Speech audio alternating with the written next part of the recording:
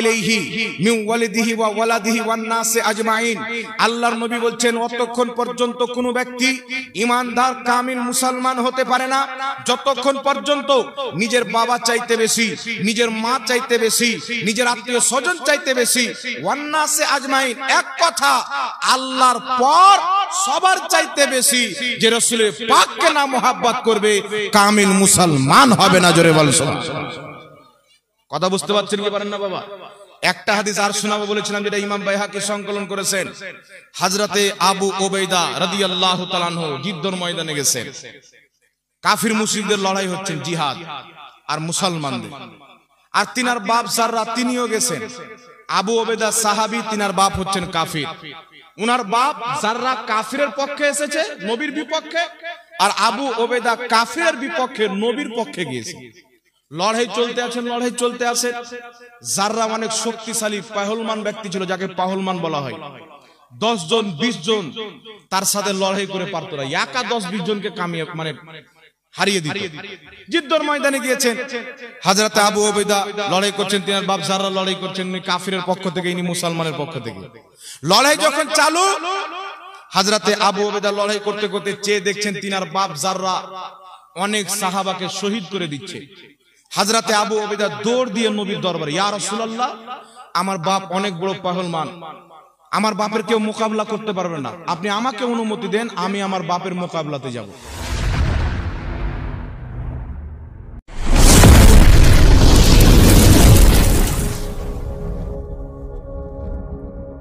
ফিরকা জাহান্নামী কেন হবে?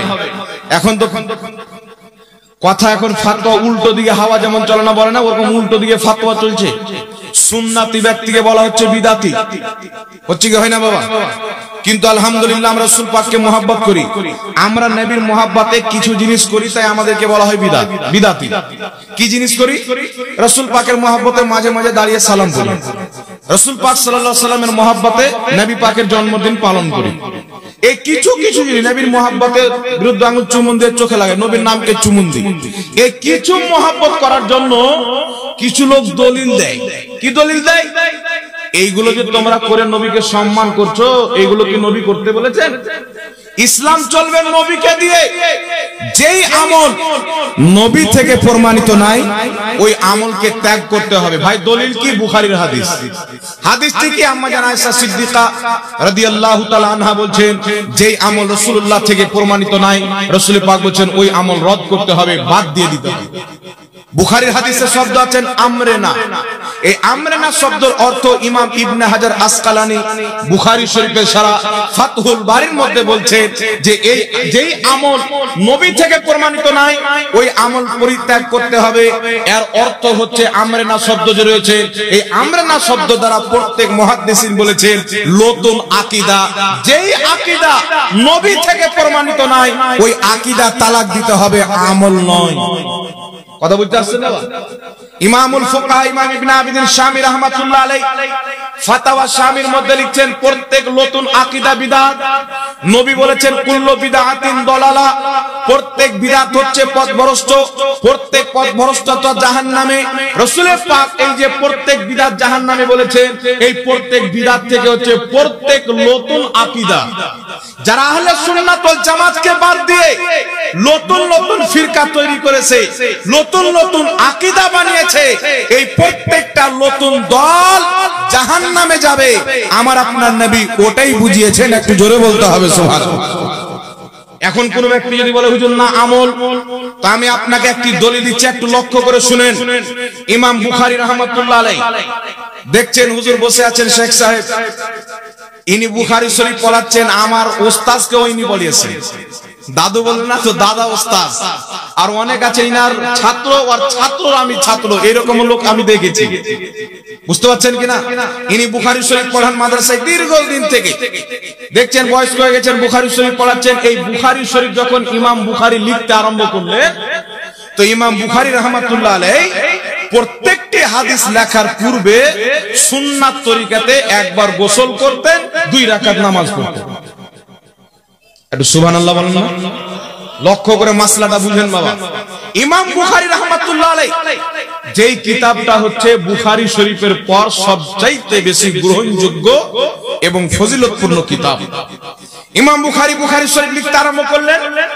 প্রত্যেকটা হাদিস লেখার পূর্বে একবার গোসল করতেন, 2 রাকাত নামাজ পড়তেন, একটা হাদিস লিখতেন।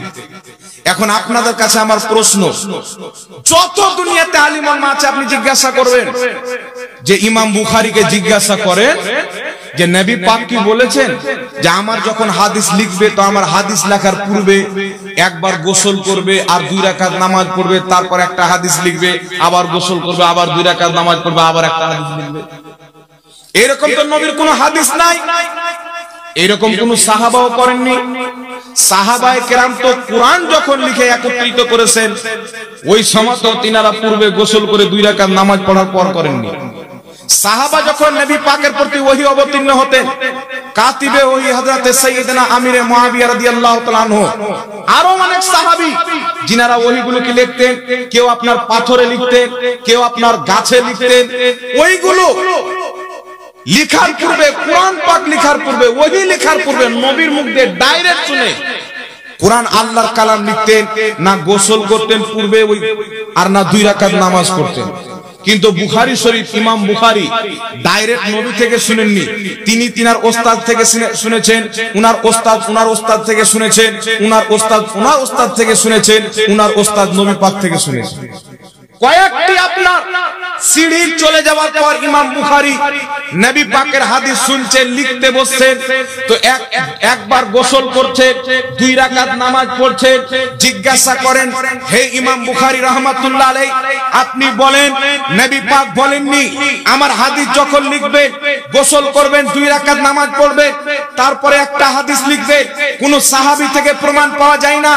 আপনার পূর্বের মুহাদ্দিস ইমাম ইবনে আবি শাইবা, ইমাম আব্দুর রাজ্জাক সানআনী, ইমাম মালিক, ইমাম মুহাম্মদ, ইমাম আযম আবু হানিফা, ইমাম আহমদ ইবনে হাম্বল, ইমাম মালিক, ইমাম শাফি, আপনার পূর্বে যত মুহাদ্দিস ছিলেন, কেউ আপনার দাদা ওস্তাদ, কেউ আপনার পরদাদা ওস্তাদ, কেউ আপনার পরদাদারও ওস্তাদ, ইনারা যখন হাদিস লিখতেন ইনারা গোসল করতেন না, 2 রাকাত নামাজ পড়তেন না, নবীর হাদিস বলে লিখে। তো আপনি কেন লিখলেন? আপনি কেন এই কাজ করলেন? তো ইমাম বুখারী রাহমাতুল্লাহ আলাইহি এই আমল থেকে একটাই মাসলা বের হবে। ইমাম বুখারী বলছেন, আমি নবী মুস্তাফা হাদিস লিখতে আরম্ভ করলাম, একবার গোসল করে 2 রাকাত নামাজ পড়তাম, একটা হাদিস লিখতাম।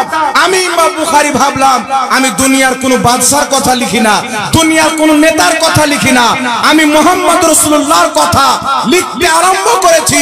আমি 2 রাকাত নামাজ পড়ে একবার গোসল করে একটা হাদিস এই জন্য লিখেছি, এটা আমি আমার নবীর মহব্বতে করেছি। বল সুবহানাল্লাহ। কি জন্য করেছি? রাসূলুল্লাহর মহব্বতে, নবীর হাদিসের মহব্বতে। এখন কথা হচ্ছে, হুজুর আপনি যে নবীকে মহব্বত করবেন, সাহাবা কি করেননি? তাবিঈন কি করেননি? ইমাম বুখারী রাহমাতুল্লাহ আলাইহি বলবে, আরে সাহাবা তো নবী পাককে দেখেছে, নবী ওযু করতেন, নবীর হাত ধোয়া পানি নিতেন, চেহারাতে লাগাতেন, বুকে লাগাতেন, নবীর নাকে দেওয়া পানি, রাসূল পাকের কুলি করা পানি। সাহাবায়ে কেরাম তো আরো অন্তর থেকে এত নবীকে মহব্বত করতেন, নবীর নাক পরিষ্কার করা পানি পর্যন্ত জমিনে ফেলতে দিতেন না। নবীর থুতু মোবারক হাতে নিয়ে চেহারাতে লাগাতেন, কলিজাতে লাগাতেন। আমি ইমাম বুখারী নবীকে দেখিনি, নবী মুস্তাফার হাদিসের সম্মান করে প্রমাণ করে দিয়েছি। যদি সাহাবীর কাতারে থাকতাম নবী মুস্তাফার ওই রকম সম্মান করতাম যেই রকম প্রত্যেক সাহাবা করেছেন। জোরে বলুন সুবহানাল্লাহ। কথা বুঝে আসছে গেছে বাবা? এখন কেউ যদি বলে নবী পাক করতে বলেননি তো করবেন কেন? তো ইমাম বুখারী ওটা করেছেন যেটা নবী করতে বলেননি, সাহাবাও করেননি, তাহলে তাদের ফতোয়া অনুযায়ী ইমাম বুখারী বিদআতি নাকি বলেন? তাদের কথা অনুযায়ী ইমাম বুখারী হচ্ছেন বিদআতি, তাহলে তিনাদের কর্তব্য হলো বুখারী শরীফ পড়া বন্ধ করতে হবে নাকি বলেন বাবা? জোরে বলেন। তিনাদের কর্তব্য হলো বুখারী পড়া বন্ধ করতে হবে, আর না হলে মানতে হবে নবীর মহব্বতে কেউ যদি এমন কাজ করে পূর্বে হয়নি। কাজটি এমন যেই কাজে সুন্নাত মিটে না, কোরআনের বিরোধে হয় না, ইজমা ও কিয়াসের বিরুদ্ধে যায় না, শরীয়তের ক্ষতি হয় না, বরং উপকার হয়। কাজটি যদি ভালো থাকে, পূর্বে না হয়ে থাকে, মুসলমান নবীর মহব্বতে করে, আল্লাহ সেই মহব্বতে তাদেরকে সওয়াব দান করবে। জোরে বলতে হবে সুবহানাল্লাহ। কথা বুঝতে পারছেন কি পারেন না বাবা? এই জন্য বাবা রাসূল পাক সাল্লাল্লাহু আলাইহি ওয়াসাল্লামের মহব্বতের নাম হচ্ছে ঈমান। আর কিছু লোক ফতোয়া লাগাতে ব্যস্ত, ও নিজে কিছু করবেন না, আপনাকে করতেও দিবে না। নিজে কিছু করবেন না, করতেও দিবে না। গতবার রবিউল আউয়ালে একজন ব্যক্তি আমার মাদ্রাসাতে আসলেন রবিউল আউয়ালের আগা দিন। আসার পরে বলছেন, হুজুর 12ই রবিউল আউয়ালে নবী জন্মগ্রহণ করেছেন আর এই দিনে নবী ইন্তিকাল করেছেন, তাহলে আপনারা খুশিটা লিখছেন তো কান্না দেখানো নেন না? নবী ইন্তিকাল করেছেন তো এটা তো দুঃখের খবর, আর নবী এসেছেন এটা খুশির খবর। তাহলে একদিনে দুটো, তো আপনারা শুধু খুশিটা লিখছেন, দুঃখটা কেন নেন না? তো আমি ওকে বলছি, আপনি কোনটা নিয়েছেন? আপনি কোনটা নিয়েছেন? তো চুপচাপ। আমি বলছি যে আমরা তো জন্মেরটা নিয়েছি, খুশিটা নিয়েছি, তা আপনারা কমপক্ষে কান্নাটা তো নেন না। কি বলেন বাবা? তো কিছু লোক আছে না কান্না করবে আর না খুশি নিবে, না ইদিকে না উদিকে, ও মিডিলে। নবী পাকের জামানে কিছু লোক ছিল, না খুললাম খুল্লা কাফিরের দিকে, না খুললাম খুল্লা নবী পাকের দিকে, গুপি চুপি লোক। ওদের নাম আল্লাহ দিয়েছেন মুনাফিক। ওদের নাম আল্লাহ কি দিয়েছে? মুনাফিক দিয়েছে। আরে ভাই, তুমি যদি বলে এই দিনে নবী জন্ম নিয়েছেন, এই দিনে ইন্তিকাল করেছেন, তোমরা নবীর মহব্বতে খুশি নিচ্ছ, দুঃখটা কেন নিবে? তো খুশিটা আমরা নিয়েছি কারণ আমরা নবীকে মরা মানি না, জিন্দা মানি। দুঃখটা আপনারা নিয়ে এলেন কারণ আপনারা নবীকে মরা মানেন। তো যাদের নবী মরা তারা কান্না করবে, যাদের নবী জিন্দা তারা খুশি পালন করবে। সুবহানাল্লাহ। তো কিছু লোক হয় বাবা করতে দিবে না, ও নিজে করো না, আপনাকে করতে দিবে না। একজন ব্যক্তি একটা রাস্তা দিয়ে যাচ্ছেন, দেখছেন একটা লোক চেয়ারে বসে আছে, পাও হিলাচ্ছে। ওকে জিজ্ঞাসা করছে, ভাই আপনার নাম কি? মনে হচ্ছে আপনার কোনো চিন্তাই নাই। তো বলছে, ভাই আমার নাম হচ্ছে ইবলিস। কি নাম? বলছে আমার নাম হচ্ছে ইবলিস। বলছে ইবলিস মানে মানুষের রূপে? বলছে হ্যাঁ, আমি মানুষের রূপে এখানে বসে আছি, আল্লাহ আমাকে ক্ষমতা দিয়েছে মানুষের রূপ ধারণ করতে পারি। কি জন্য বসে আছো? তোমার কাজ তো হলো নামাজিকে বেনামাজি বানানো। তোমার কাজ হচ্ছে মসজিদ থেকে মানুষকে দূরে করা, মাদ্রাসা থেকে মানুষকে দূরে করা, দান থেকে মানুষকে দূরে করা। তো তুমি এখানে বসে কি করছো? তোমার কাজ কি করছে তাহলে? তো ইবলিস বলছে যে আমি আমার অনেক খলিফা বানিয়ে দিয়েছি, অনেক মৌলবীকে খলিফা বানিয়ে দিয়েছি, মানুষকে খলিফা বানিয়ে দিয়েছি। কোন মৌলবী? যে মৌলবী বলছেন নবী কবরে মরা মানুষ পড়ে আছে, বলছে শয়তানের খলিফা। যেই মৌলবী বলছেন নবীর মুখ দিয়ে দুর্গন্ধ বের হচ্ছে, যে শয়তানের খলিফা। তো শয়তান বলছে যে আমি কিছু মৌলবীকে খেলাফত দিয়ে এখন আরাম করছি, আমার কাজ তারাই করছে। আচ্ছা না নাই বাবা? জি। তো শুধু শয়তান শয়তান নাই, মানুষ রূপীয় শয়তান আছে। রাসূল পাককে কেউ যদি মহব্বত করে, তার বিরুদ্ধে ফতোয়াবাজি করে, মনে করতে হবে শয়তান নবীর মহব্বত থেকে জ্বলে, আর নবীকে মহব্বত করলে আল্লাহ খুশি হয়। জোরে বলতে হবে সুবহানাল্লাহ। আর গলা চিকড়ে চিকড়ে বলবে অমুক ধুমুক 12-17। ওকে যদি 3 কোটি দলিল দেন তবুও মানবে না। ওকে যদি 3 কোটি দলিল দেন তবুও মানবে না। তাই যারা আহলে সুন্নাত ওয়াল জামাত আছেন, আমরা দলিল দিই আপনাদের জন্য, তবে চোখ বন্ধ করে রাসূলকে মহব্বত করতে হবে। জান্নাতের আলামত হলো নবীর আদব, নবীর মহব্বত যাদের অন্তরে থাকবে তারাই হবে জান্নাতি। জোরে বলেন সুবহানাল্লাহ। এখন আপনাকে বিরাদর ইসলাম দুটি হাদিস আপনাকে শোনাতে চাই। একটি হাদিস ইমাম বাইহাকী রাহমাতুল্লাহ আলাইহি সংকলন করেছেন। নবী পাক সাল্লাল্লাহু আলাইহি সাল্লাম এলান করলেন, হে আমার সাহাবী, যুদ্ধের ময়দানে যেতে হবে। তোমাদের মধ্যে যারা যুদ্ধ করতে সক্ষম তারা বেরিয়ে যাও, আর যারা যুদ্ধ করতে সক্ষম নয়, বিরুদ্ধ হয়ে গেছে, অচল হয়ে গেছে, বা কারোর যুদ্ধতে হাত কেটে গেছেন, পা কেটে গেছেন, চলতে পারেন না, তারা নিজের অস্ত্রগুলো যুবকদের হাতে তুলে দাও। নবী পাক যখন এলান করলেন, সাহাবায়ে কেরাম কি করলেন জানেন? অস্ত্র নিয়ে এসে সব নবীর কদমে রেখে দিলেন। সবাই অস্ত্র রাখছেন, আর একজন মহিলা একটা ছোট বাচ্চাকে কোলে করে, দুধ পান করা বাচ্চা, আমার নবী দরবারে আসছে। আসার পরে বলছেন, হুজুর আমার স্বামী বেঁচে নাই, আমার যদি স্বামী বেঁচে থাকতো আপনার সাথে যুদ্ধের ময়দানে পাঠাতাম। আমার স্বামী বদরের যুদ্ধে আপনার মহব্বতে আল্লাহ আল্লাহ রাসূলের দ্বীনের জন্য শহীদ হয়ে গেছে। আমার স্বামী যখন শহীদ হয়, তার একটা বাচ্চা আমার গর্ভে ছিল, আজ সেই বাচ্চাটা আমার দুধ পান করছে। ইয়া রাসূলুল্লাহ, আমার স্বামী নাই, বড় ভাই নাই, আমার পিতা নাই, আমার বাড়িতে কোনো যুবক নাই যে আপনার সাথে জিদ্দর ময়দানে পাঠাবো। এই দুধ পান করা বাচ্চা আমার কাছে রয়েছেন, ইয়া রাসূলুল্লাহ আমি চাই যে আমার এই দুধ পান করা বাচ্চাটাকে আপনি আপনার সঙ্গে করে জিদ্দর ময়দানে নিয়ে যান। আমার নবীর চোখ দিয়ে পানি বেরিয়ে গেল। রাসূলে কায়নাত সাল্লাল্লাহু আলাইহি সাল্লাম বলছেন, বেটি তোমার এই বাচ্চা তলোয়ার চালাতে পারে না, যুদ্ধ করতে পারবে না, চলতে পারে না, ঠিকভাবে খেতেও শিখেনি, দুধ পান করে, এই বাচ্চাকে নিয়ে গিয়ে কি করব, এ কি কাজে আসবে? মহিলাটি বলছেন, কান্না করছেন, ইয়া রাসূলুল্লাহ ইয়া হাবিবাল্লাহ, জানি আমার বাচ্চার ওই শক্তি নাই যে হাতে তলোয়ার তুলবে, জানি আমার বাচ্চার ওই শক্তি এখন পর্যন্ত হয়নি যে সে তলোয়ার নিয়ে যুদ্ধ করবে। তবে ইয়া রাসূলুল্লাহ আপনার মহব্বতে যুদ্ধর ময়দানে গিয়ে অনেকের সন্তান শহীদ হবে, অনেকের স্বামী শহীদ হবে, আর কাল কিয়ামতের ময়দানে এই যুদ্ধর ব্যাপারে যখন আলোচনা হবে তখন আমার পক্ষ থেকে কেউ শহীদ থাকবে না, আমি মাহরুম হয়ে যাব না। ইয়া রাসূলুল্লাহ আমার এই বাচ্চা তলোয়ার চালাতে পারে না, যুদ্ধ করতে পারবে না, লড়াই করতে পারবে না, তবে আল্লাহ তাবারাক ওয়া তাআলার দয়া, আমার বাচ্চার মধ্যে আল্লাহ এমন একটি গুণ রেখেছে যে গুণটি যুদ্ধর ময়দানে কাজে দিবে। রাসূল পাক বললেন, কি গুণ?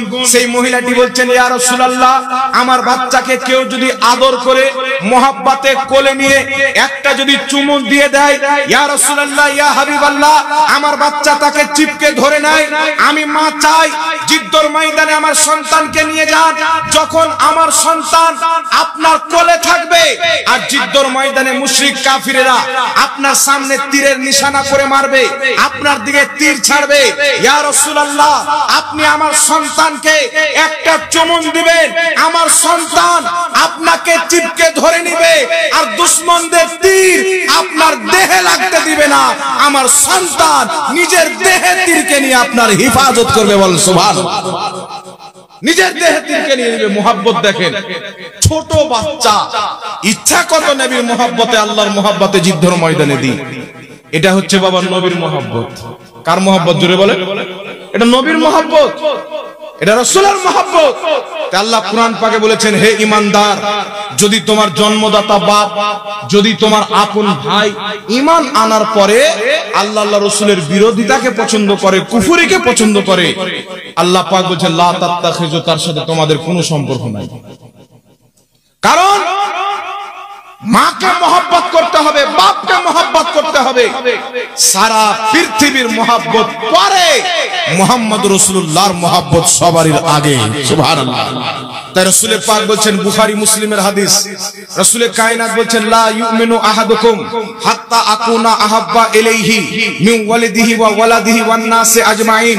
আল্লাহর নবী বলেন, অতক্ষণ পর্যন্ত কোন ব্যক্তি ঈমানদার কামিল মুসলমান হতে পারে না যতক্ষণ পর্যন্ত নিজের বাবা চাইতে বেশি, নিজের মা চাইতে বেশি, নিজের আত্মীয় স্বজন চাইতে বেশি, ওয়ান নাসি আজমাইন, এক কথা আল্লাহর পর সবার চাইতে বেশি যে রাসূলের পাককে না মুহাব্বত করবে কামিল মুসলমান হবে না। জোরে বলেন সুবহানাল্লাহ। কথা বুঝতে পারছেন কি পারেন না বাবা? একটা হাদিস আর শোনাবো বলেছিলাম, যেটা ইমাম বাইহাকি সংকলন করেছেন। হযরতে আবু উবাইদা রাদিয়াল্লাহু তাআলা আনহু যুদ্ধের ময়দানে গেছেন, কাফির মুশরিকদের লড়াই হচ্ছে, জিহাদ আর মুসলমানদের, আর তিনার বাপ জাররা তিনিও গেছেন। আবু উবাইদা সাহাবী, তিনার বাপ হচ্ছেন কাফির। উনার বাপ জাররা কাফিরের পক্ষে এসেছে, নবীর বিপক্ষে, আর আবু উবাইদা কাফিরের বিপক্ষে, নবীর পক্ষে গিয়েছে। লড়াই চলতে আছে, লড়াই চলতে আছে। জাররা অনেক শক্তিশালী পাহলমান ব্যক্তি ছিল, যাকে পাহলমান বলা হয়। 10 জন 20 জন তার সাথে লড়াই করে পারত না, একা 10-20 জনকে কামিয়ে মানে হারিয়ে দিত। যুদ্ধের ময়দানে গিয়েছেন হযরত আবু উবাইদা, লড়াই করছেন, তিনার বাপ জাররা লড়াই করছেন, উনি কাফিরের পক্ষ থেকে, ইনি মুসলমানের পক্ষ থেকে। লড়াই যখন চালু, হযরতে আবু উবাইদা লড়াই করতে করতে চেয়ে দেখছেন তিনার বাপ জাররা অনেক সাহাবাকে শহীদ করে দিচ্ছে। হযরতে আবু উবাইদা দৌড় দিয়ে নবীর দরবারে, ইয়া রাসূলুল্লাহ আমার বাপ অনেক বড় পাহলমান, আমার বাপের কেউ মোকাবিলা করতে পারবে না, আপনি আমাকে অনুমতি দেন, আমি আমার বাপের মোকাবিলাতে যাব। কারণ আমি তলোয়ার চালাতে শিখেছি আমার বাবার কাছ, যুদ্ধ করতে শিখেছি আমার বাবার কাছ। আমার বাপ কিভাবে তলোয়ার চালায়, কিভাবে যুদ্ধ করে, কিভাবে অস্ত্র চালায়, আমার সব জানা আছে। তার মোকাবিলা যদি করতে পারি আমি আবু উবাইদা করতে পারবো। হুজুর আপনি আমাকে অনুমতি দেন। আমার আপনার নবী বললেন, না, তুমি তোমার বাপের সামনে যেও না, কারণ যদি তুমি তোমার বাপের সামনে চলে যাও, তাহলে কালকে মুনাফিকরা বলবে কি মুহাম্মদ সাল্লাল্লাহু আলাইহি ওয়াসাল্লাম এমন একটি দিন নিয়ে এসেছে বাপ বাটাতে লড়াই করে, বাপ বাটাতে মারামারি করায়, ইসলামকে বদনাম করবে, গুজব ছড়াবে, মুস্তাফার ধর্ম বাপ বাটাতে মারামারি করায়। তাই আমার আপনার নবী নিষেধ করে দিলেন। হযরতে আবু উবাইদা এসে লড়াই করছেন, আবার কিছুক্ষণ পর চেয়ে দেখছেন তিনার বাপ জাররা বড় বড় সাহাবীকে শহীদ করে দিচ্ছেন। হযরতে আবু উবাইদা সহ্য না করতে পেরে ঝাঁপিয়ে বাপের সামনে চলে গেছেন। বাপের সামনে লড়াই করতে করতে এমন একটি তীরের নিশানা বানিয়েছে, তিনার বাপের গর্দান কেটে জমিনে ফেলে দিয়েছে। আপন বাপকে হত্যা করলেন, জাররা মরে গেল। হযরতে আবু উবাইদা নিজের হাঁটুকে জমিনে ফেলে চিৎকার মেরে কান্না করছেন। সাহাবী এসে বলছেন আবু উবাইদা, রাসূলে কায়নাত সাল্লাল্লাহু আলাইহি ওয়াসাল্লাম, রাসূলে কায়নাত সাল্লাল্লাহু আলাইহি ওয়াসাল্লামের সাহাবী বলছেন আবু উবাইদা বাপকে হত্যা করেছো তাই কান্না করছো। হযরতে আবু উবাইদা বলছেন না না, আমার নবী নিষেধ করেছিলেন, আমি সহ্য না করতে পেরে বাপের সামনে গিয়েছি। আমি যদি না যেতাম আমার বাপ সাহাবীদেরকে শহীদ করে দিত, তাই আমি বাপের মোকাবেলাতে গিয়েছি, বাপকে মেরেছি তাই কান্না করতেছি না। নবী পাকের কথা রাখতে পারেনি, আমি এই জন্য কান্না করেছি যে রাসূল যদি নারাজ হয়ে যায় আল্লাহ পাকও নারাজ হয়ে যায়। বাবার লাশ সামনে পড়ে আছে, বাপের জন্য কান্না নয়। আবু উবাইদা শিক্ষা দিয়েছেন বাপ যদি রাসূলের গুস্তাখ থাকে সেই বাপ মরে গেলেও কান্না করা যাবে না, আর রাসূল পাকের মহব্বত করনেওয়ালা থাকে বাপের জন্য জীবন দিতে হবে। আর জোরে হবে না সুবহানাল্লাহ। হযরতে আবু উবাইদা যখন বললেন, সাহাবী বলছেন আবু উবাইদা চলো, রাসূল পাক নিষেধ করেছিলেন তুমি তো তোমার বাবাকে হত্যা করে দিয়েছো, এখন চলো রাসূলুল্লাহর নিকটে। হযরতে আবু উবাইদা মাথায় পাগড়ি বেঁধেছিলেন, পাগড়িটাকে খুললেন বাবা। পাগড়িকে খোলার পর হযরতে আবু উবাইদা রাসূলুল্লাহর দরবারে গেলেন, গলাতে পাগড়ি ঝুলিয়ে মুজরিম সেজে, ইয়া রাসূলুল্লাহ ইয়া হাবিবাল্লাহ, আপনি নিষেধ করেছিলেন কিন্তু আমি যদি না যেতাম আমার বাপ অনেক সাহাবীকে শহীদ করে দিত, আমি সহ্য না করতে পেরে বাপের মোকাবেলাতে গিয়ে বাপকে হত্যা করে দিয়েছি। ইয়া রাসূলুল্লাহ আপনি নারাজ তো হননি? আপনি নারাজ তো হননি? সাহাবা জানেন জমিনের মাটিতে মুহাম্মদ রাসূলুল্লাহ এমন একটি হাস্তি, ইনি যদি নারাজ হয় আল্লাহ নারাজ, আর ইনি যদি রাজি হয়ে যায় আল্লাহ রাজি। একজন পাপীর উপরে যদি মুহাম্মদ রাসূলুল্লাহ রাজি হয়ে যায় আল্লাহ তাবারাক ওয়া তাআলাও রাজি হয়ে যাবে। জোরে বলেন না সুবহানাল্লাহ। এই রাসূলকে রাজি করার জন্য আল্লাহ পাক কত কিছু করেছেন। মহান রব্বুল আলামিনের নবী আকসার দিকে মুখ করে নামাজ পড়ছেন, রাসূল পাক আসমানের দিকে তাকাচ্ছেন, আবার জমিনে চেহারা করছেন। আল্লাহ বলছেন জিবরিল যাও, কাদ নারা তাকাল্লুবা ওয়াজহিকা ফিস সামাই ফালানুওয়াল্লিয়ান্নাকা কিবলাতান তারদাহা। আল্লাহ পাক ওহী নাযিল করলেন, আয়াত দিয়ে জিবরিল আমিনকে পাঠালেন, মাহবুব বারবার তোমার আকাশে তাকানো আমি আল্লাহ জানি, তুমি চাচ্ছ মসজিদে আকসা কিবলা পরিবর্তন করে যেন কাবাকে কিবলা করে দেওয়া হয়। আল্লাহ বলছেন মাহবুব তুমি জাতি রাজি, আমি আল্লাহ তাতে রাজি, আমি তোমাকে খুশি করার জন্য কিবলা পরিবর্তন করে দিলাম। জোরে বল সুবহানাল্লাহ। কিবলা যে চেঞ্জ হয়েছে না আমার নবীকে রাজি করার জন্য করেছে। তারপরেও আল্লাহ বলছেন ওয়ালা সাউফা ইউতিকা রাব্বুকা ফাতারদা, হে নবী আমি আপনাকে এত দিব আপনি রাজি হয়ে যাবেন। একটু সুবহানাল্লাহ হবে না? সাহাবা জানেন এই মুহাম্মদ সাল্লাল্লাহু আলাইহি ওয়াসাল্লাম এমন একজন হাস্তি যাকে রাজি করলে আল্লাহ রাজি হয়ে যাবে, যিনি নারাজ যদি হয়ে যায় আল্লাহ নারাজ হয়ে যাবে। আরে বাপ যদি নারাজ থাকে আল্লাহ রাজি হয় না, মা যদি নারাজ থাকে আল্লাহ রাজি হয় না, তো দুনিয়াকে সৃষ্টি করার যিনি মূল জানে যাহা মুহাম্মদ রাসূলুল্লাহ যদি নারাজ হয়ে যায় আল্লাহ কি করে রাজি হবে? হযরতে আবু উবাইদা মুজরিম সেজে রাসূলুল্লাহর দরবারে, হুজুর বাপকে হত্যা করেছে, আপনি নারাজ তো হননি? আমার নবী চোখ দিয়ে পানি বেরিয়ে গেল।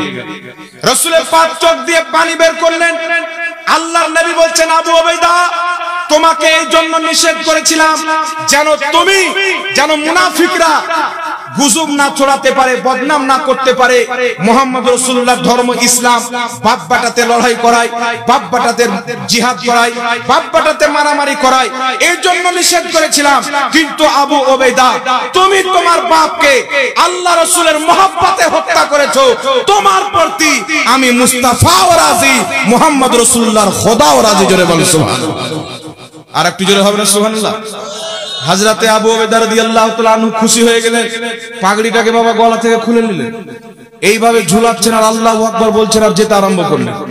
আমার আপনার নবী সাহাবীদেরকে বলছেন, সাহাবী জান্নাতি যদি দেখতে চাও আবু উবাইদাকে দেখো, সে খোদার মহব্বতে, আমি মুস্তাফার মহব্বতে বাপকে হত্যা করেছে, আল্লাহ জাহান্নামের আগুন হারাম করে দিয়েছে। জোরে বলুন সুবহানাল্লাহ।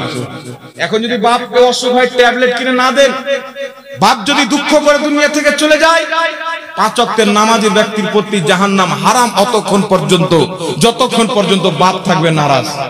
আর এদিকে বাপকে হত্যা করে দিয়েছে, রাসূল বলছেন আমিও রাজি, খোদাও রাজি, জাহান্নামের আগুন হারাম। তো কি বুঝা গেল? রাসূল পাকের মহব্বত হচ্ছে সবচাইতে বড় জিনিস। তাই সাহাবায়ে কেরাম আমার নবীর সামনে যখন আসতেন কি বলতেন? ফিদাকা আবি ওয়া উম্মি ইয়া রাসূলুল্লাহ, হে আল্লাহ রাসূল, আপনার কদমে আমাদের বাপও কুরবান, আমাদের মাও কুরবান। তাই এই সাহাবায়ে কেরামের পয়গাম বরেলির মাটি থেকে হুজুর তাজুল শরিয়া দিয়েছেন, নবী সে जो हो बेगाना उसे दिल से जुदा कर दे, पिदर मादर ब्रदर मालो जा, सब कुछ नबी पर फिदा कर दे। जोरे बोल सुभान আল্লাহ পাক বুঝার তৌফিক দান করে। এই জন্য বাবা জান্নাতি জাহান্নামী চিনবেন কি করে? রাসূল পাকের আদব যাদের অন্তরে, রাসূল পাকের মহব্বত যাদের অন্তরে, জান্নাত তাদের জন্য আল্লাহ বানিয়েছেন। একটু সুবহানাল্লাহ হবে না? একজন ভাই 500 টাকা দান দিয়েছেন, নামটা জিজ্ঞাসা করিনি, আল্লাহ পাক কবুল করুক, সকলে পড়ুন আল্লাহুম্মা আমিন। আর যাক, মাদ্রাসার জালসা আপনারা সকলে জানেন। আপনাদেরকে একটি মাসআলা বলবো, খুব গুরুত্বপূর্ণ মাসলা, যেটা প্রত্যেক মা বোনদের জন্য আর বাপজিদের জন্য, ভাইদের জন্য, সকলের জন্য শোনা হচ্ছে জরুরি। মাসলাটা আমি বয়ান করব, ইসলাহ করবেন আমার দাদা হুজুর, ঠিক আছে? তো মশলাটা শুনতে হবে তো বাবা, শুনবেন? এই জোরে বলেন শুনবেন? একটু হাত তুলে বলেন তো কারা কারা শুনবেন? নিজের ভাইরা মনে হয় শুনবে না, রাগ করে বসে আছেন? শুনবেন? যাক, সবাই শুনবেন মাসলাটা। তো মাসলাটা বয়ান করার পূর্বে, এই জালসা হচ্ছে মাদ্রাসা। এই যে কেউ 5000, কেউ 1000, কেউ 500, কেউ 200, কেউ 100, কেউ 50 টাকা, কেউ 10 টাকা, কেউ 5 টাকা করে আপনারা দিচ্ছেন, একের লাঠি 10-এর বোঝা, একটা কথাই আছে। এই যে আপনারা এত করে দিচ্ছেন, এই জমা হয়ে হয়ে এত বড় মাদ্রাসার বিল্ডিং, শিক্ষকদের বেতন, আর আজকে যত ছেলে পাগড়ি পাবেন, কয়জন পাবেন? 13 জন ছেলে পাগড়ি পাবে, এই সমস্ত আপনাদের 10 টাকা, 5000, 10,000 এর মূল্য। কথা মনে হয় বুঝতে পারছেন না বাবা? এই অল্প করে করে দান দিচ্ছেন, এত বড় মাদ্রাসা চলছে। কিয়ামতের ময়দানে যদি আল্লাহ কোনো একজন ব্যক্তিকে জাহান্নামের দিকে পাঠায়, তাহলে এই মাদ্রাসা আল্লাহ পাকের নিকটে আবেদন করবে। করবে কি করবে না? এই মাদ্রাসায় পড়নেওয়ালা, পড়ানেওয়ালা আলিমরা আবেদন করবে, আল্লাহ যাদের দানে আমরা পড়ার সুযোগ পেয়েছি, মাদ্রাসা হয়েছে, ঘর হয়েছে, কিতাব পেয়েছি, পড়েছি, তারাকে তুমি জাহান্নামে দিচ্ছ। একজন আলিম জান্নাতে যাবে না যে আলিমের ইলম অর্জন করাতে, আলিম হওয়াতে আপনার 1 টাকা পর্যন্ত দান আছে, আপনাকে ছেড়ে জান্নাতে যাবে না। ইবনে মাজাহ শরীফের একটা হাদিস শুনেন, রাসূল পাক বলেন কিয়ামতের ময়দানে 3 শ্রেণীর ব্যক্তি শাফাআত করবেন। প্রথম হচ্ছে নবীগণ, দ্বিতীয় হচ্ছে সুম্মাল উলামা আলিমগণ, তৃতীয় হচ্ছে শহীদগণ। এখানে একজন কাউকে রাখেন না, মা বোনরা যেন না আসে, এর রাস্তা খারাপ হচ্ছে।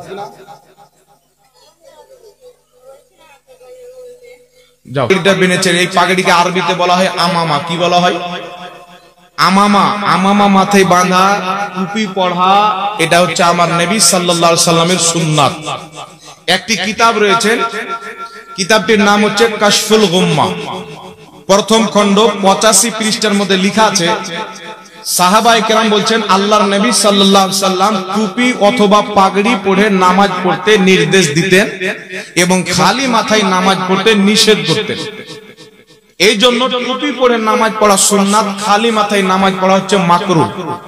কথা বুঝতে পারছেন? কেউ যদি সুন্নাত না মনে করে টুপি না লাই, তো মাকরুহ তাহরিমি হয়ে যাবে। আর সুন্নাতকে অস্বীকার যদি করে দেয়, তাহলে কিন্তু বহুত বড় পাপী হবে। এই জন্য খালি মাথায় নামাজ পড়া যাবে। কথা বলেন, খালি মাথায় নামাজ পড়া যাবে? খালি মাথায় নামাজ পড়া যাবে না, টুপি অথবা পাগড়ি পরে নামাজ পড়তে হবে। তো এই যে টুপি, পাগড়ি, এই পাগড়ির কত মূল্য! একটা বাচ্চা মাদ্রাসায় 14 বছর, 12 বছর, 10 বছর, 15 বছর পড়ার পর মাথাতে এই পাগড়ি পরানো হয়, যে এতদিন তালিবে ইলম ছিল, নবীর মেহমান, পাগড়ি দিয়ে দিলাম, এ হয়ে গেল আলিম, নাইবে নবী, নবীর ওয়ারিস। আর নবী যখন ওয়ারিস হয়ে গেল আলিম, ইবনে মাজাহ শরীফের হাদিস, যে হাদিসকে ইমাম জালালউদ্দিন সুয়ুতি হাসান বলেছেন, হাসান হাদিস ইসলামের দলিল, রাসূল পাক বলছেন কিয়ামতের ময়দানে নবীগণের পর আলিমগণ শাফাআত করবে। জোরে বলেন সুবহানাল্লাহ। আর একটু জোরে বলেন না সুবহানাল্লাহ। এই জন্য বাবা, একজন আলিম যদি গুনহগার হয়, সহিহ আকীদার আলিম হোক, সাধারণ লোক হোক, গুনাহগার যতই হোক, এক না একদিন জান্নাতে যাবে। কারণ এটা হচ্ছে অস্থায়ী জাহান্নামী, চিরস্থায়ী জাহান্নামী নয়। কথাটা বুঝতে পারছেন কি পারেন না? আচ্ছা বলেন তো, বুখারী শরীফের মধ্যে হাদিস, 100 জনের হত্যাকারীকে আল্লাহ maaf করেছেন। করেছেন কি করেননি? 99 জনকে হত্যা করার পর বেরিয়ে গেল, রাস্তায় একটা লোকের সঙ্গে সাক্ষাৎ, বলছেন আমি 99 জনকে হত্যা করেছি, এখন তওবা করতে চাই, আল্লাহ কি আমার তওবা কবুল করবে? ওই লোকটা বলছে পাগলা, একটা দুটা হলে দেখা যেত, 99টা কতল করেছে, আল্লাহ কি maaf করে? তো ওই লোকটা বলছে যখন maaf হবে না, জাহান্নামে যেতে হবে, তো তোকেও ছাড়বো না। তালোয়ার বের করে ওনাকেও মেরে দিলেন, 100 জন হয়ে গেল। আর এটা কিসসা কাহিনী নয়, বুখারীর হাদিস, আমার নবী বলছেন। 100 জনকে হত্যা করার পর রাস্তায় গেলেন, একজন ভালো আলিমের সঙ্গে সাক্ষাৎ, আমার দাদুর মতন, জিজ্ঞাসা করছেন হুজুর 100 জনকে হত্যা করেছি, আমি তওবা করতে চাই, আল্লাহ কি maaf করবে? আল্লাহ বলছেন তোমার হত্যা করার শেষ আছে, আমার আল্লাহর দয়ার শেষ নাই। অমুক গ্রামে চলে যাও, আল্লাহর কিছু আবিদ বান্দা ইবাদতে ব্যস্ত আছে, তাদের কাছে গিয়ে তওবা করো, আল্লাহ তোমাকে maaf করে দিবে। রাস্তায় যখন চলতে আরম্ভ করলো, খুশি খুশি, আল্লাহ আমাকে maaf করে দিবে, অর্ধেক রাস্তাতে গিয়েছে, মালকুল মউত আত্মা বের করে নিয়েছেন, মরে গেছে, ইন্তিকাল করেছেন। তো জাহান্নামেরও ফেরেশতা এসেছে, জান্নাতেরও ফেরেশতা এসেছে। জাহান্নামের ফেরেশতা বলছে 100 জনের হত্যাকারী জাহান্নামে নিয়ে যাব। জান্নাতের ফেরেশতা বলছেন না না, হত্যা তো করেছিল তওবা করার জন্য, আল্লাহর ওলিদের দরবারে যাচ্ছিল, জান্নাতে নিয়ে যাবে। ফেরেশতাদের মধ্যে তর্ক, জাহান্নামের ফেরেশতা বলছে জাহান্নামে নিয়ে যাব, জান্নাতের ফেরেশতা বলছে জান্নাতে নিয়ে যাব। আল্লাহর পক্ষ থেকে বলা হলো যে তোমরা নিজে নিজে তর্ক করিও না, ফাসলা নাপো, জায়গা নাপো, যেখান থেকে এসেছে ওই দিক যদি কাছে হয় জাহান্নামে নিয়ে যাও, আর আমার নেক বান্দারা যদি কাছে হয় জান্নাতে নিয়ে যাও। এই একটু জোরে বলবেন না সুবহানাল্লাহ। যেখান থেকে এসেছে ওই দিক যদি কাছে হয় জাহান্নামে নিয়ে যাও, আর আমার নেক ওলি বান্দারা যদি কাছে হয় তাহলে জান্নাতে নিয়ে যাও। এই জন্য আমরা বলি বাবা, পীরের হাতে মুরিদ হতে যারা আল্লাহর নেক বান্দা, হক্কানি পীর, হুক্কা টানা পীর নয়। বাংলাদেশে কিছু পীর বেরিয়েছে বাবা, জিকির করছে, ও কি জিকির করছে আল্লাহ পাক জানে, ও বুঝতে পারবেন না, কেউ বুঝতে পারবে না। ওই ভাষার কোন মাখলুকই আল্লাহ তৈরি করেনি। এরকম মাখলুক, এরকম ভাষা শুনেছে? কি ভাষা বলছে? আর ও ফের বলছে যে আমরা সুন্নি। আর কিছু লোক মনে করছে যে সুন্নিদের মনে হয় এগুলাই জিকির। আর বাংলাদেশে দেখবেন কিছু লোক আছে মাজারের পাশে তালি মারছে আর তওয়াফ করছে, আর ওরা বলছে আমরা রেজভি সুন্নি। কিন্তু বাবা সুন্নিদের এটা আকীদা নয়। সুন্নিদের আকীদা, সুন্নিদের চরিত্র, সুন্নিদের ব্যবহার, সুন্নিদের ক্যারেক্টার কি যদি বুঝতে চান তো ইমাম আহলে সুন্নাত আলা হযরতের কিতাব পড়তে হবে। উনার নাম লেনেওয়ালাকে দেখলে হবে না, কিতাব পড়তে হবে। কারণ উনার নাম অনেক কেউ লেয়, কিন্তু উনার মাসলাককে বুঝতে পারে না। কথা বুঝতে পারছেন? আলা হযরত বলেছেন, ফাতাওয়া রিজভি মালফুজাতে আলা হযরতের মধ্যে লেখা আছে মাজারের তওয়াফ করা হারাম। মাজারের তওয়াফ করা কি? চতুর্থ সাইডে ঘুরে তওয়াফ করা হারাম। আর এখন যারা তওয়াফ করছে তারা যদি বলে আমরা আলা হযরতকে মাননেওয়ালা সুন্নি, তাহলে ডুপ্লিকেট মাল কি ডুপ্লিকেট মাল নয়? কথা বলেন, এ ডুপ্লিকেট না? ইসলামের জিকির কি? লা ইলাহা ইল্লাল্লাহ, আল্লাহর নামে জিকির করো, আল্লাহ আল্লাহ আল্লাহ, সুবহানাল্লাহ, আলহামদুলিল্লাহ, লা ইলাহা ইল্লাল্লাহ, এইগুলো দিয়ে জিকির করে। কিন্তু কি জিকির করছে? আর ও বলছে আমি সুন্নি। তাহলে এটা কি জিকির? সুন্নির জিকির না ভণ্ডামো? জোরে বলে। তার জন্য এইরকম কোন ভণ্ড মৌলবি, আর একটা মৌলবি দেখছি ও বলছে আমি টানাটান সুন্নি। ওই লোক বেড়া ফের বলছে যে নবী মুসলমান ছিল না। নবী যদি মুসলমান না থাকে তো মুসলমান কি আপনার আব্বা না? কি বলেন বাবা? নবী পাক তো প্রথম মুসলমান, আনা আউয়ালুল মুসলিম। নবী বলছেন আমি হচ্ছি সর্বপ্রথম মুসলমান। আদম আলাইহিস সালাম দুনিয়াতে পরে এসেছেন, নবী পাককে আল্লাহ প্রথম সৃষ্টি করেছেন আর মুসলমান করে সৃষ্টি করেছেন। তাই আদমেরও পূর্বে, ইব্রাহিমেরও পূর্বে, প্রত্যেক মাখলুকের পূর্বের মুসলমান হচ্ছে মুহাম্মাদুর রাসূলুল্লাহ। জোরে বলেন সুবহানাল্লাহ। এখন কিছু লোক মনে করবে যে আমাদের সুন্নি বক্তা বলছেন নবী মুসলমান নয়, বিশ্বাস করবেন না। এই জন্য সুন্নিকে যাচাই করে সুন্নি নামের ভণ্ডকে দেখবেন না, আহলে সুন্নাত ওয়াল জামাতের বিজ্ঞ আলেমদেরকে জিজ্ঞাসা করবেন। দেখছেন বড় মাদ্রাসা তৈরি করা আছে, আমি আপনাদের সম্মুখে বক্তব্য দিচ্ছি, অনেক লোক হয়তো সোচছে যে এই মাদ্রাসায় পড়াচ্ছে ওদের চাইতেও বড় আলেম। না বাবা, যারা মাদ্রাসায় পড়ায় না, উনাদের ইলমের সামনে যে আমার ইলমকে আমিও মাদ্রাসায় পড়াই, কিন্তু আমার ইলমকে এখানকার শিক্ষকের ইলমকে যদি আপনি হিসাব করেন তো 7 সমুদ্রের সামনে 1 ফোঁটা পানি। 7 সমুদ্রের সামনে 1 ফোঁটা পানি এতটুকু হবে না। কারণ বক্তব্য তো শুনে শুনে অনেক দিয়ে দেয়। অনেক বক্তা আছে এমন করে বক্তব্য দিবে আপনি চোখ দিয়ে তো পানি পড়বে, নাক দিয়েও পানি পড়বে, কিন্তু ওই বক্তার সামনে যদি আপনি বাগদাদি কায়দা খুলে দেন তো পড়তে পারবে না। তো কি বড় আলিম হয়ে যাবে? বিজ্ঞ আলিম কে? যারা এই মাদ্রাসাতে ফিকহ খুলে পড়াচ্ছে, ফিকহের কিতাব, উসুলের কিতাব, গ্রামারের কিতাব, ইলমে নো, ইলমে সরফ, ইলমে মান্তিক, হাদিসের কিতাব, বুখারীর কিতাব। হক্কানি আলিম তো হচ্ছেন ইনারা, যিনারা বুখারী পড়িয়ে পড়িয়ে বাচ্চাদেরকে আলিমে দ্বীন বানাচ্ছে। জোরে বলেন না সুবহানাল্লাহ। ইনারা হচ্ছে আসল ইলিমওয়ালা। তাই যে কোনো মাসলা মাসাইল শুধু কোন বক্তার নামে নির্ধারিত করলে যে বক্তা তো বলে সব বক্তা নয়, অনেক বক্তা আছেন আলিম ভালো মুফতি যোগ্য, ইনাদেরকে মাসলা জিজ্ঞাসা করে বলতে পারবেন। কিন্তু যারা মাদ্রাসায় পড়ায় নির্ভেজালে ডাউট হবে, মাদ্রাসার আলিম উলমার কাছে এসে মাসলা মাসাইল সমস্ত জিনিস জিজ্ঞাসা করবেন, আপনি সঠিক দিশা পাবেন, ভুলটা আপনার অন্তরে থাকবে না। এখন কিছু লোক রাত্রে শুয়ে আছে, আরে ফজরের নামাজটা পড়বো, যদি একটা সূরা ছুঁড়ে যায় তাহলে কি করব? মেরে দিল মোবাইলে। একটা লোক আমাকে ফোন করে একদিন বলছে যে হুজুর বলে মিনহা খলাকনাকুম বলে মাটি দেওয়া যাবে না, বিদআত, নবীকে অপমান করা হবে, জাহান্নামে যেতে হবে। কে বললো? ও আবার মোবাইলে চেক করেছে মিনহা খলাকনাকুম বলে মাটি দেওয়া যাবে কি যাবে না, মানে ওকে কেউ বাজারে বলেছে আর ও মোবাইলে চেক করেছে। তো মোবাইলে আপনার 15টা মৌলবি এসছে, তো 12টা মৌলবি বলছে মিনহা খলাকনাকুম বলে মাটি দেওয়া বিদআত, আর 3টা মৌলবি বলছে মিনহা খলাকনাকুম বলে মাটি দেওয়া জায়েজ। এ টেনশনে পড়ে গেল যে কি করব, পড়বে কি পড়বে না। এই জন্য ইউটিউবে দেখে ফয়সালা নির্ণয় নেবেন না। প্রত্যেক মাসলা আপনার এলাকায় মাদ্রাসা আছে, জিজ্ঞাসা করবেন। আহলে সুন্নাত ওয়াল জামাতের আলিম উলমাকে জিজ্ঞাসা করবেন। নবী পাকের জামানা থেকে নিয়ে আজ পর্যন্ত যারা মাটি দিয়ে আসছেন, মিনহা খলাকনাকুম উক্ত আয়াতটি পাঠ করেই মাটি দিচ্ছেন। বড় বড় মুহাদ্দিস ইমাম নববী আল আজকারের মধ্যে লিখেছেন এই আয়াতটি পড়ে মাটি দেওয়া হচ্ছে সুন্নাত। মা বোনদের পক্ষ থেকে অনেক দান এসেছেন, আল্লাহ পাক কবুল করুক। জি মাশাআল্লাহ, এগুলো মা বোনদের পক্ষ থেকে সুবহানাল্লাহ। আপনারা জান অনেক দান এসেছেন, আল্লাহ পাক কবুল করুক। এই মাসলাটা বলে দিই বাবা, মিনহা খলাকনাকুম ওয়া ফিহা নুঈদুকুম ওয়া মিনহা নুখরিজুকুম তারাতান উখরা। উক্ত আয়াতটি মাটি দেওয়ার সময় পাঠ করা, এটাকে অনেকে সুন্নাত বলেছেন, সুন্নাতে মুস্তাহাব্বা, অনেকে মুস্তাহাব বলেছেন।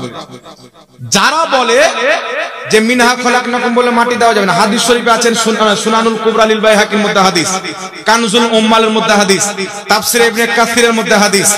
আমার নবীর মেয়ে উম্মে কুলসুম যখন ইন্তিকাল করলে, আমার নবী তিনাকে মাটি দেওয়ার সময় পাঠ করেছিলেন মিনহা খলাকনাকুম উক্ত আয়াতটি। একটু জোরে বলতে হবে সুবহানাল্লাহ, আর একটু জোরে বলেন না সুবহানাল্লাহ।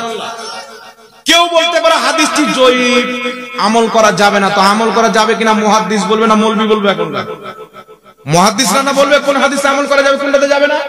যারা বলে মিনহা খলাকনাকুম বলে মাটি দেওয়া বিদআত, তিনাদের সবচাইতে বড় মুফতি মুফতি আজমে সৌদি আরব ইবনে বাজ, সৌদি আরবের সবচাইতে বড় মুফতি। যারা বলে মিনহা খলাকনাকুম বলে মাটি দেওয়া বিদআত, তাদের সবচাইতে বড় মুফতি নিজের কিতাব মাজমুআ ফাতাওয়ার মধ্যে লিখছেন। তিনাকে প্রশ্ন করা হলো যে মৃত্যু ব্যক্তিকে দাফন করার সময় মিনহা খলাকনাকুম ওয়া ফিহা নুঈদুকুম ওয়া মিনহা নুখরিজুকুম তারাতান উখরা ইনদা দাফান, উক্ত আয়াতটি দাফন করার সময় মাটি দেওয়ার সময় পাঠ করা কি? তো ইনি বলছেন হাযা সুন্নাতুন সুন্নাহ। যে মৌলবি বলছে বিদআত, উনার বড় আব্বা বলছে সুন্নাহ।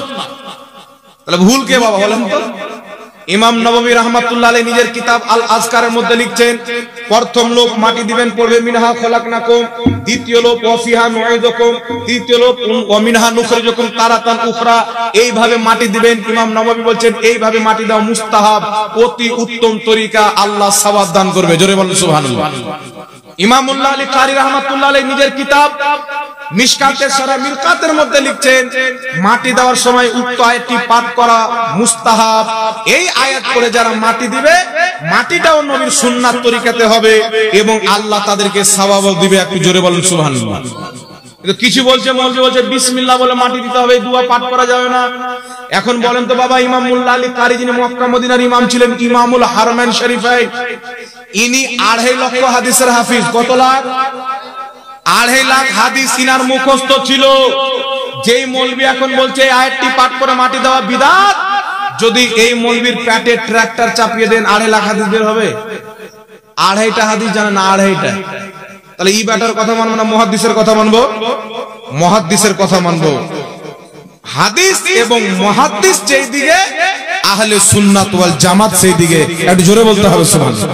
তাই এইগুলো আজকের যেগুলো মৌলবি ফিতনা ছড়াতে চায় সমাজে 1400 পর 1450 পরে এসে এদের বক্তব্য তালাক দিবেন, যদি টিপতে টিপতে চলে আসে লা হাওলা ওয়ালা কুওয়াতা ইল্লা বিল্লাহ পড়বেন, শুনবেন না।